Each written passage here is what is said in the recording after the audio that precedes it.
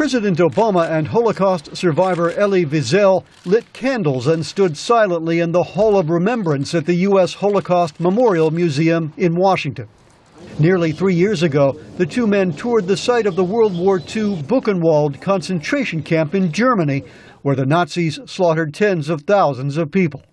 Mr. Obama said the Holocaust reached its barbaric climax in Nazi death camps, but hatred and intolerance have reappeared in such places as Bosnia, Cambodia, Rwanda, and Darfur. They shock our conscience,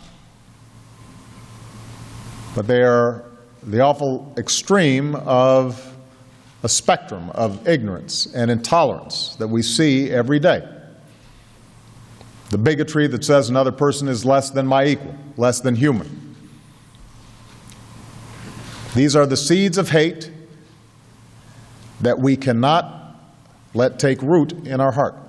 Mr. Obama said preventing mass atrocities and genocide is a core U.S. national security interest and a moral responsibility.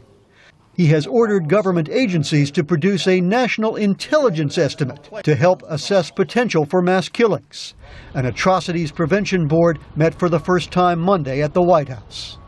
Mr. Obama announced new sanctions targeting the Syrian and Iranian governments and companies or individuals which help them use internet and phone technologies to monitor and target people for violence. These technologies should be in place to empower citizens, not to repress them.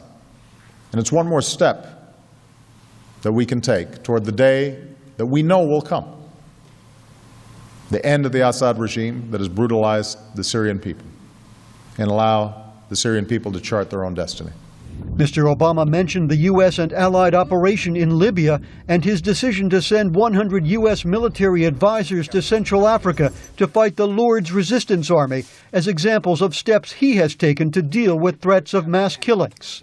He reiterated strong U.S. support for Israel, saying the U.S. will do everything in its power to prevent Iran from obtaining a nuclear weapon. Elie Wiesel pointed to Syria and Iran as examples of the world's unwillingness to act. How is it that Assad is still in power? How is it that the Holocaust #1 denier, Ahmadinejad, is still a president, he who threatens to use nuclear weapons, to destroy the Jewish state?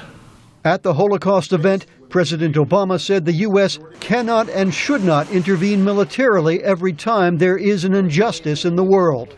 But he said the U.S. has been able to save countless lives in various situations around the world by using a combination of political, diplomatic, and financial tools. Dan Robinson, VOA News, the White House.